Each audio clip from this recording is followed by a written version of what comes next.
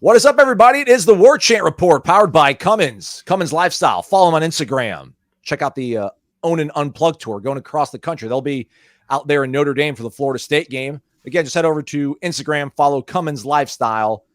Noles helping out Noles. The Warchant Report, part of the Warchant.com network. FSU won 2 months, $1. Come back. We think it's going to be okay, everybody. We think it's going to be okay. Jeff Cameron, Irish O'Fell here to help alleviate any concerns we possibly have. Florida State, still number 10. They haven't updated the poll, so gosh darn it, we're still going to take that top 10 ranking into Monday night against Boston College and Doak Campbell Stadium. Home opener for the Noles, 7:30 ESPN on Monday night.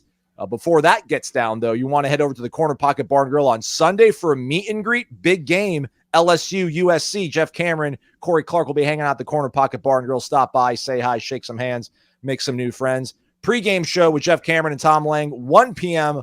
on Monday, getting you ready for that big game.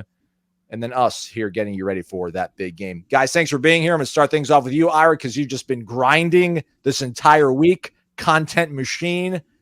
We appreciate you.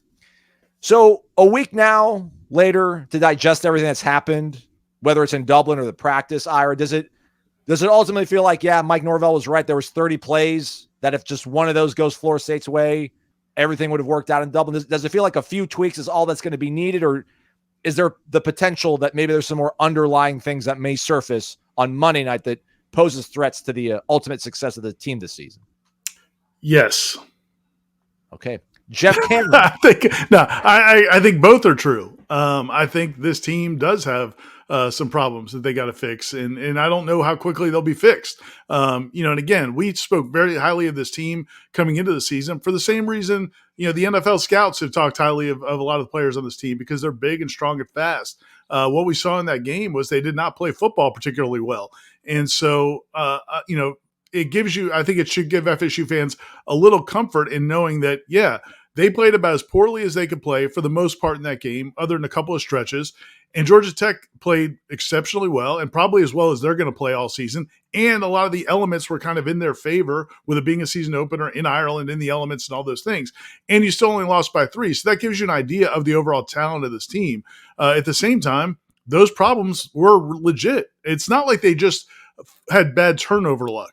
Like they were not physical. The coaches, as the week has gone on, the coaches and even some of the players have owned up to it. They were not physical. They were tentative. They just didn't play good football. And so can they change that in 1 week? I think so. I think there were signs of it. Again, the day before the game in Ireland, I talked to some people who were at that practice who raved, people that played in the NFL that have a lot of knowledge of football, who thought they looked great. And I've talked to other people in the program. They thought they looked great on that Friday. Then they went out there and laid an egg on Saturday. So I think it's both. I think what we saw on the field, all those warts are there, but I also think the potential to be a good football team is there as well. They just have to do it. Do you want to pick a side, Jeff, or do you want to give us a pie chart in terms of where your mind's at right now? Does it feel like a week, 3-4 practices enough to clean up some of these issues, or after seeing that game and having some more time to ponder on it, doing the Jeff Cameron show, are you like, man, there might be some other obstacles in the way that I wasn't forecasting previously? Yeah, I'm going to do what Ira did. I'm going to say both. I have some real concerns. I think he did a good job of kind of summarizing what I thought. I think there are some concerns that are going to take some time to work out. I'll tell you what concerns me, though, and Ira just touched on it.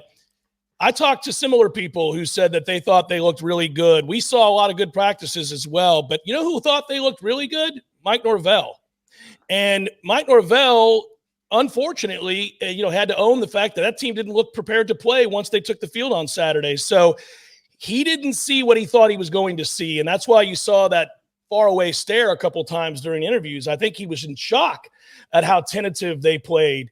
I think there was a lot of indecisiveness, which led to slow play where you don't see them trigger and play fast. That can't happen. You can lose, but you can't play football tentatively. You got to play fast and you got to play violent. I'm hoping to see that on Monday night. They have to, right? It's the home opener. You just got embarrassed. Think about this. They just played a football game against Georgia Tech in which they committed 1 penalty and had 0 turnovers and lost, and probably should have lost by more than 3. So that has to be unsettling, to say the least. But the main thing here is I have less concern about the offense. A lot of people will talk about DJ. A lot of people talk about this offensive line. I'm not as worried about that. I'm worried about this defense as of right now. I need to see that unit trigger downhill. I need to see better safety play.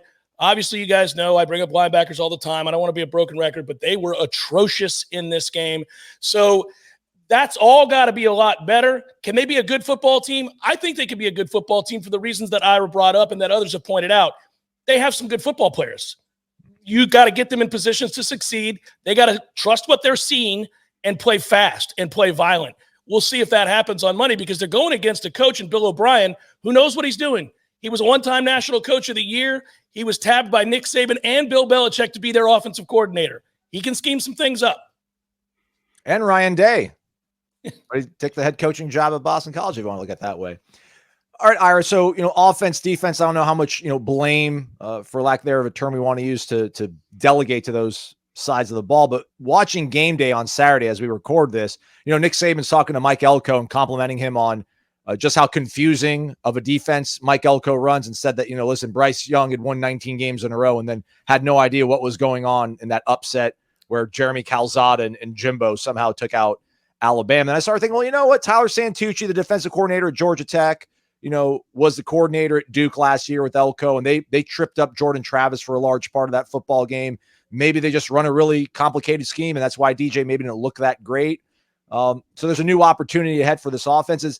DJ, though, can't go over. It feels like, there's 4 or 5 shots he took downfield. You got to maybe convert on one of those.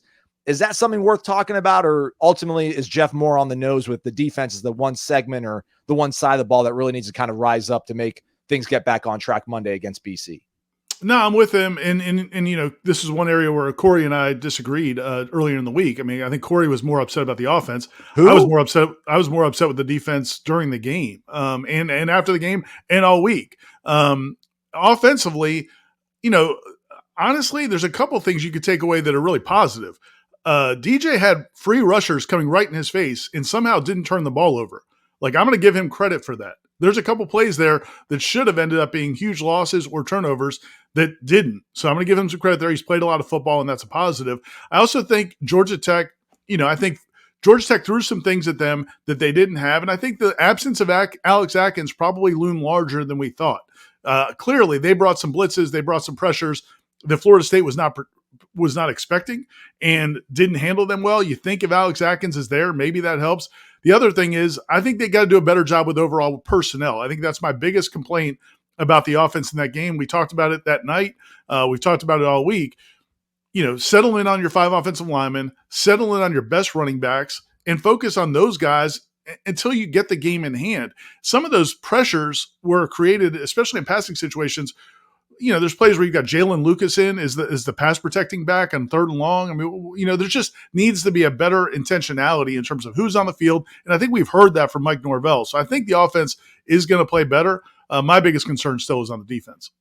All right. So you've voiced your opinion on this one, Jeff. Defense needs to kind of rise up. I mean, is there a specific segment on the defense, or is there a specific segment on the offense that could help out the overall success of the team on Monday? Listen, they've got it. Yeah, I wholeheartedly agree with what Ira just said there, and I would disagree if I could, because it would be more interesting, but I don't. I think we're on the same page here. Listen, that was embarrassing, and I think Mike was embarrassed. He was calling plays. That's what he was doing. It was plays for people. It wasn't a scheme, and he also waited too long to come out of it. Georgia Tech didn't have to respect anybody throwing the ball over their head, so they walked people up and said, you're going to run on 2nd down. Every 2nd down, you're going to run. So we're not going to worry about it. Yeah, that was not a good day at the office for Mike. He's a great coach, but he had a bad day. I would expect to see, probably, as Ira pointed out, more intentionality here, more focus on the guys that can win you football games. Worry about getting other people playing time at a later date. You're now in a desperate situation.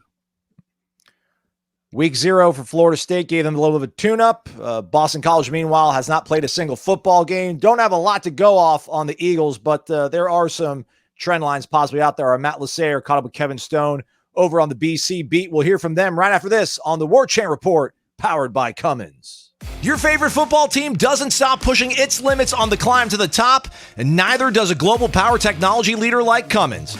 Cummins has released its new QG4000i generator and is taking it across the country to show America that whether it's turbo diesel engines or taking it easy in your RV, life is a little bit better with a touch of the Cummins lifestyle. The Own and Unplugged tour is crisscrossing the country, including a stop in South Bend, Indiana, home of Notre Dame, when the Fighting Irish host Florida State on November 9th.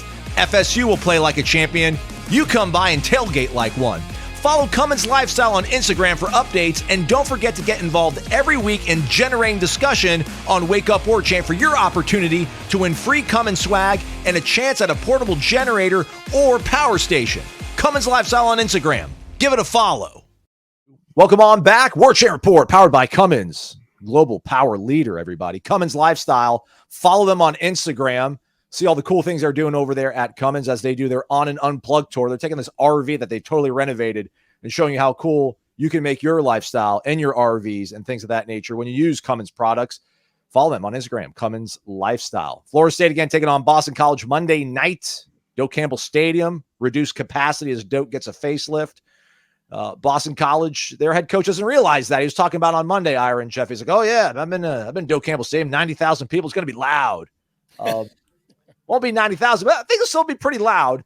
We haven't seen Boston College play a single football game yet under Bill O'Brien. There are some familiar faces over on that side of the ball. Thomas Castellanos, Trayshawn Ward, after a year in Manhattan, Kansas, now over there in Boston. We had our Matt Lassayer catch up with Kevin Stone of the New England Football Journal to give us a little preview of the BC Eagles.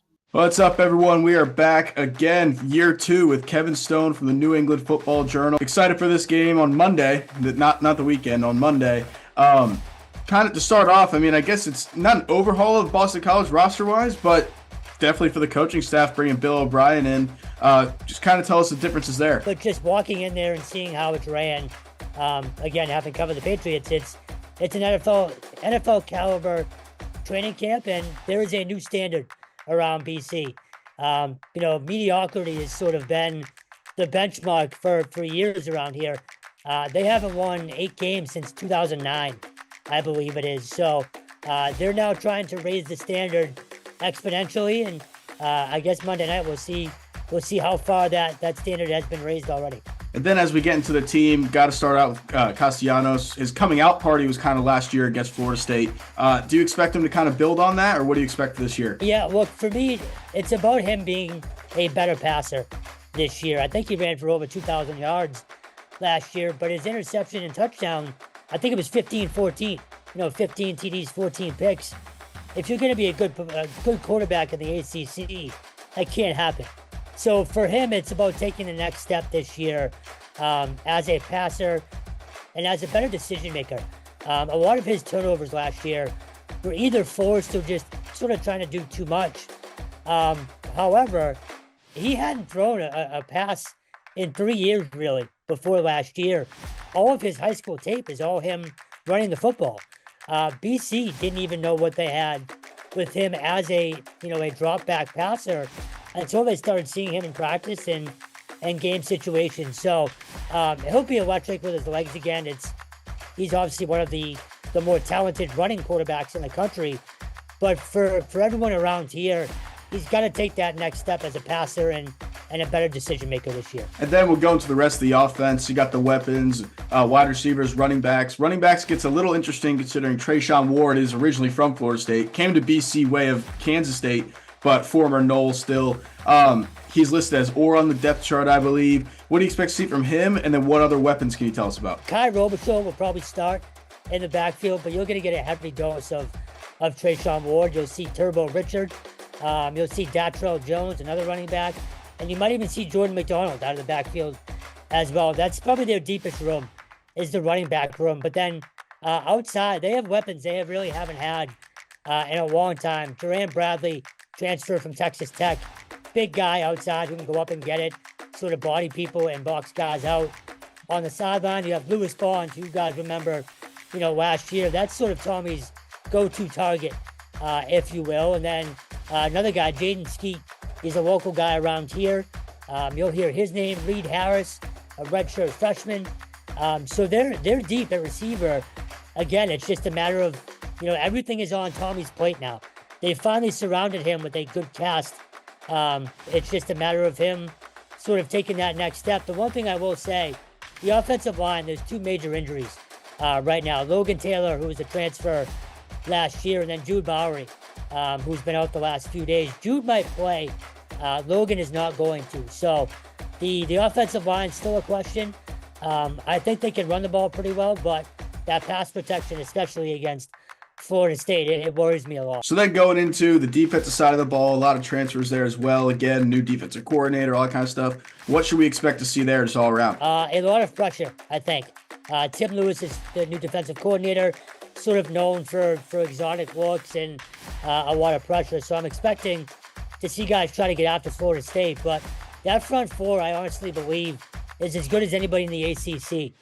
You have Donovan Azaraku on the outside, Neto Wakpala on the other side, and then George Rooks and Cam Horsley in the middle. It's a really good unit, but they're pretty deep as well. There's about 4, maybe 5 guys, maybe even 6 that'll rotate in, and so you'll see a lot of fresh bodies on that D line. Linebacker it's talented, but the depth just really isn't there. You'll see a lot of Davion Crouch, Cam Arnold, and a local guy, Owen McGowan as well at linebacker. But secondary looks pretty good. You have Amari Jackson as the number 1 corner, and then Ohio State transfer of Brian Turner. He'll be a factor. Bryquise Brown, he'll be a factor again. Another deep unit. It's just a matter of, like last year, can they kind of hold off that Florida State offense? Thank you, Kevin, again for coming on. Second straight year for Boston College, the New England Football Journal, Kevin Stone. Thank you again, man. Thank you, man. Appreciate it. Thanks to Stoney and thanks to Matt. We'll get a prediction from Matt later on here in the program. So, Jeff, start off with you. Does it feel like this is kind of an eerily similar matchup for Florida State as last week? You're talking about good level of continuity and consistency and veterans on the offensive side of the ball. Bunch of question marks on the defensive side of the ball, new coordinator, or do you think this is a significant enough drop-off in talent level and continuity between Georgia Tech and Boston College that makes things more favorable for Florida State?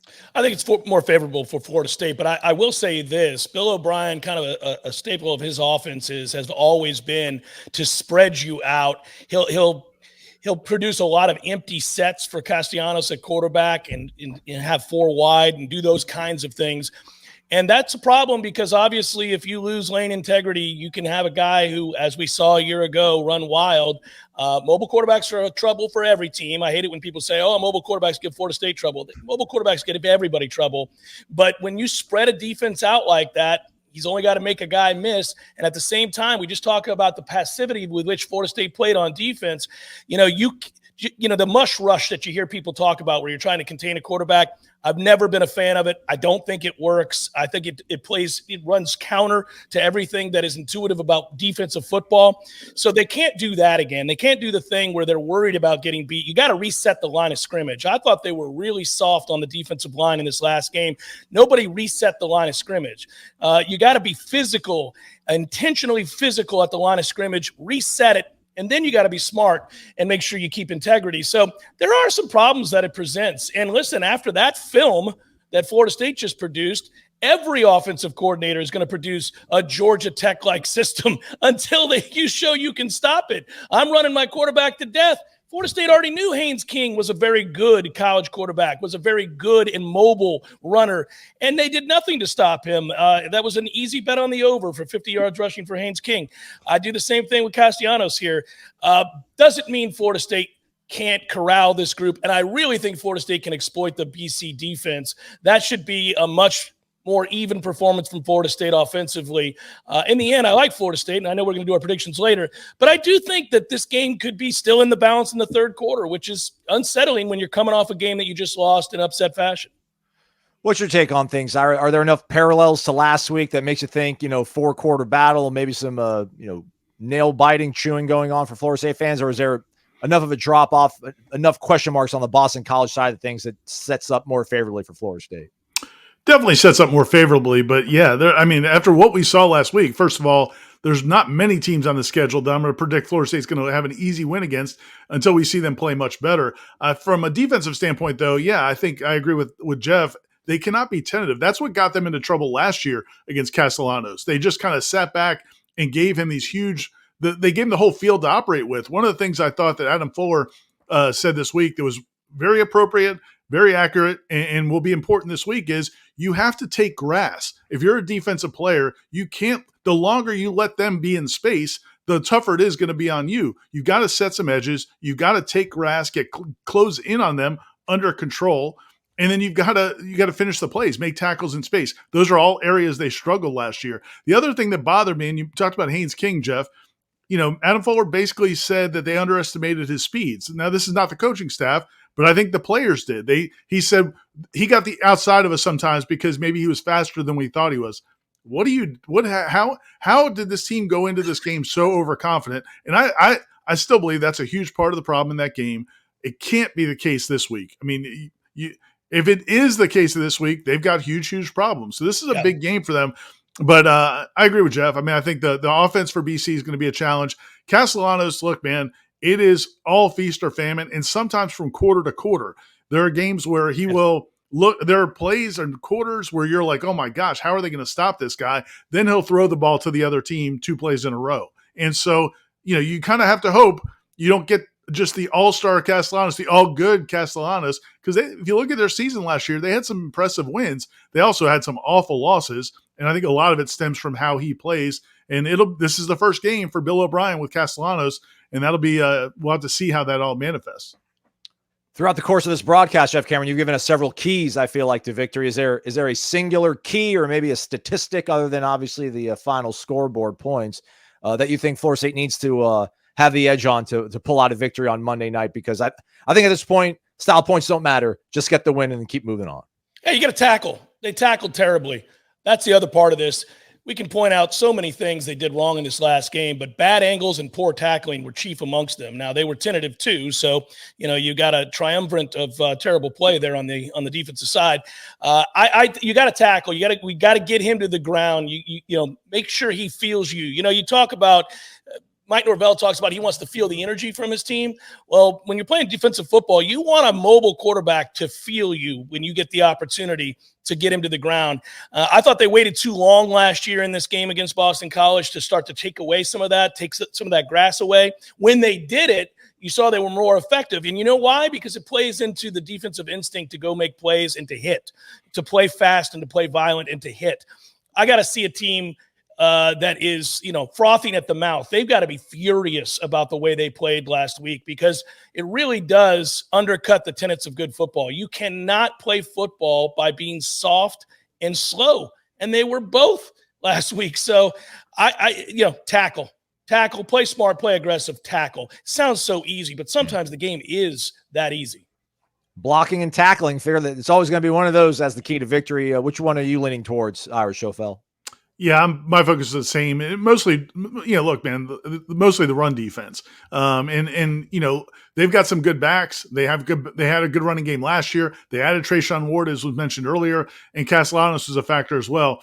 If they can limit the running game and not let Boston College, just kind of control the ball the way Georgia Tech did, I think they're going to be fine.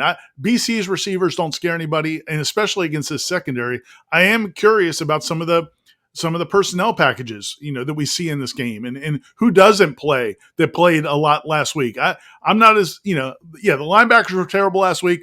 I feel like they can play better. I want to see some different personnel choices. We'll see what that group looks like. But yeah, man, if they can stop the run or at least just kind of control the run, I love their chances in this game. If they can't, man, they're going to be in a dogfight to the last minute again. All right, then there's some keys to victory for you folks. But how about some predictions? Let's put our names out there. Let's put some numbers out there. We begin with the staff over at warchant.com. That's not part of today's panel. Tom Lang, take it away. Last time there was fanfare, pomp, circumstance on the way to Dublin. This time it's going to be very simple. I'm nervous about this one. I don't have a great feeling for how it's going to go. Doesn't mean it won't go okay. I just don't have a great feeling for how the team is going to respond. And I think the coaching staff feels the same way. I think there's going to be a moment early against Boston College where Florida State is going to decide what it wants to be for the season. I hope they choose the right path. And until I see it not go through the hoop for a second time in a row, I'm choosing to visualize that the ball hits the back of the rim, rattles around, drops through the net. Florida State is 1-1 on the season. Florida State gets a win, and Florida State gets into the bye week where everybody can exhale after a 38-24 win over Boston College. It's Florida State's home opener, trying to get back on the schneid after laying a big egg in Dublin, Ireland last week. I like the Noles to bounce back strong in this one. I think they got the wake-up call. They're going to take BC seriously, especially since they almost knocked them off last year in that upset. And I like the fact that they have seen Castellanos, BC's quarterback, once. They faced a mobile quarterback in week 1, so I think they'll be a little bit more prepared in terms of taking the right angles, making the tackles on defense. Give me the Noles. And give me the points, too. I think FSU covers in this one. They cover strong. Florida State 32, BC 13. What's up, sports fans? Just landed here at beautiful Orlando Airport on Friday afternoon from my honeymoon in Europe. I believe there was a football game played there in Dublin on Saturday that I was at, but I don't remember much of it. Anyway, going on to this game, we got the Noles versus Boston College. And look, I'm not that drugged up this time while I'm reading this, so I handled it more like a champ.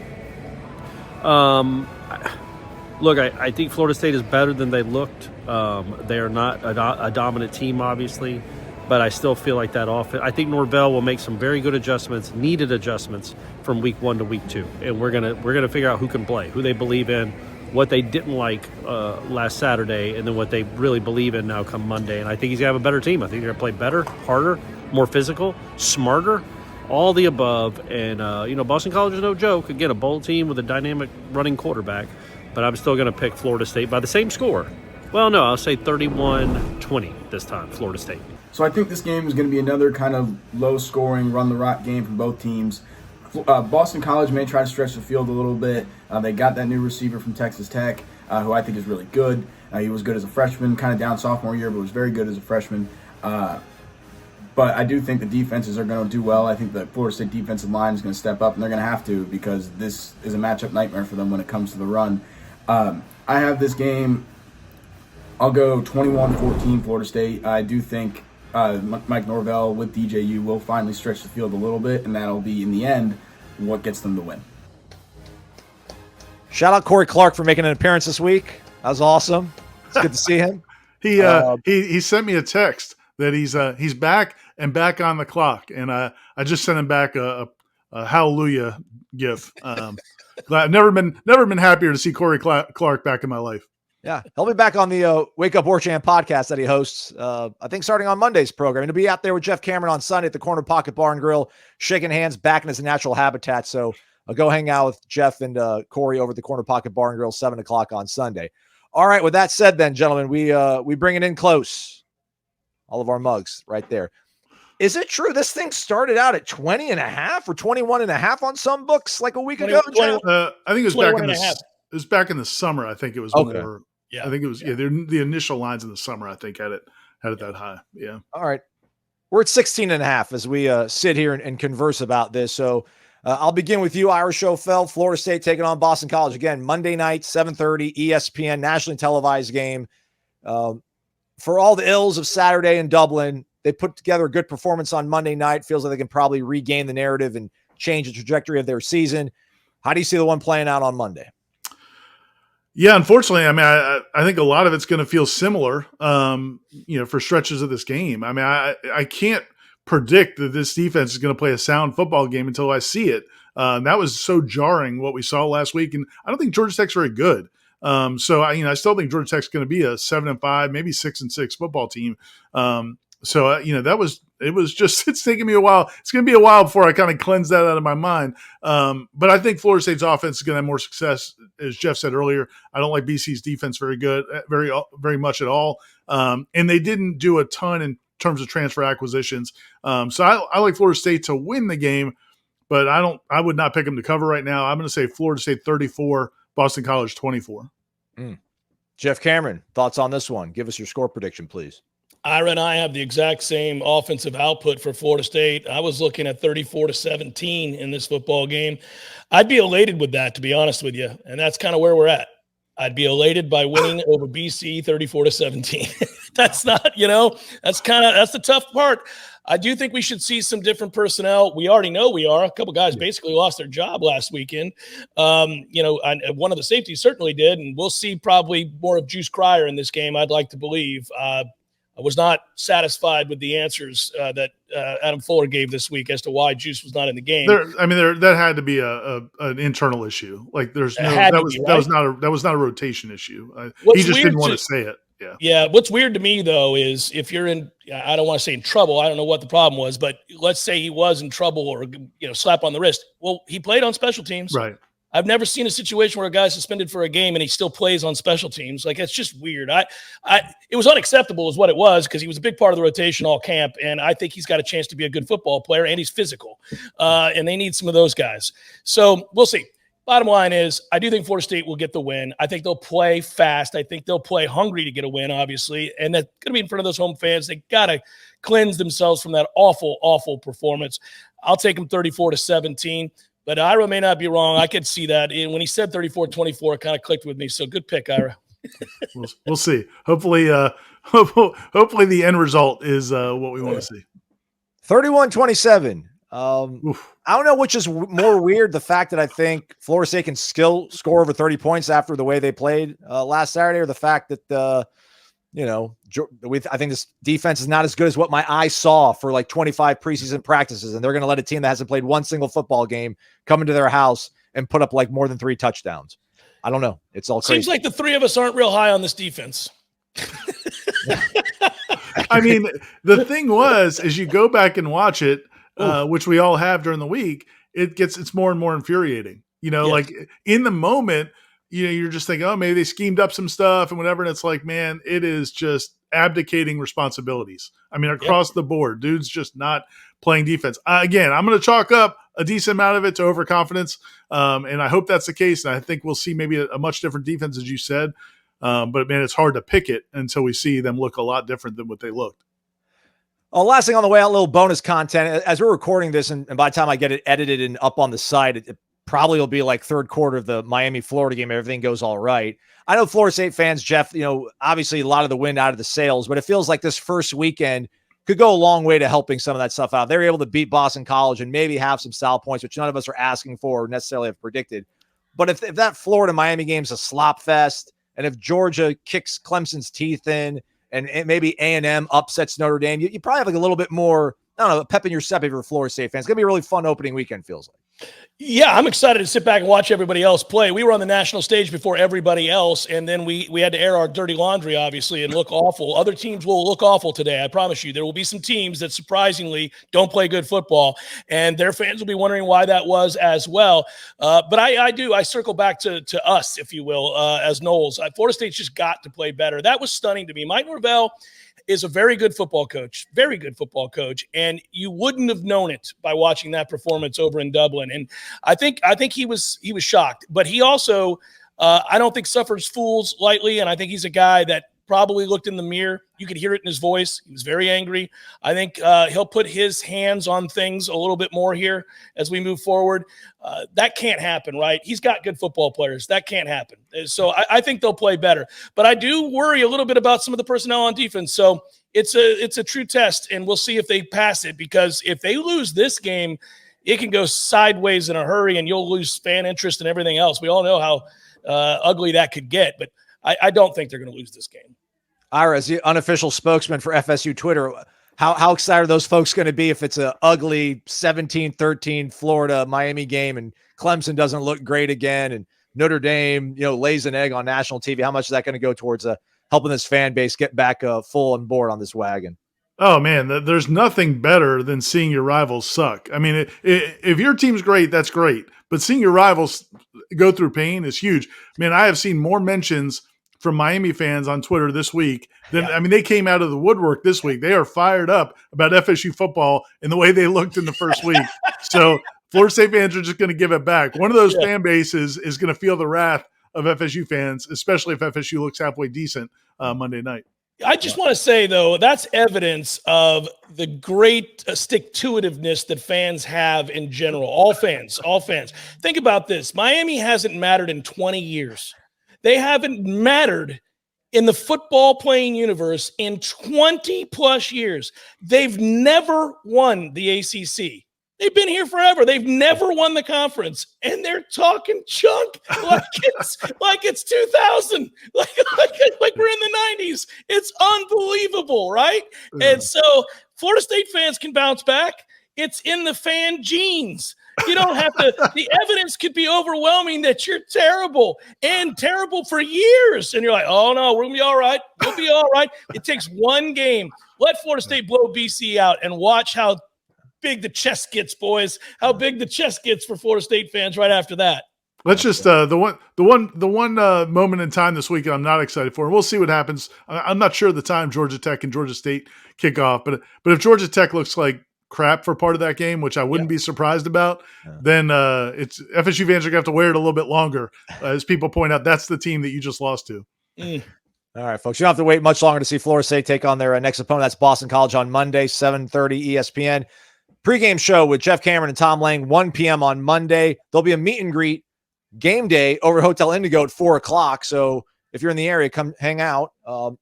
If you're going to be in town the night before, come to Corner Pocket Bar and Grill for the meet and greet with Jeff and Corey Clark at Corner Pocket Grill. Watch some of the great games on Sunday night. I think is that A&M Notre Dame game on Sunday as well? No, that's a Saturday yesterday. Yeah, that's just USC LSU. Just USC LSU.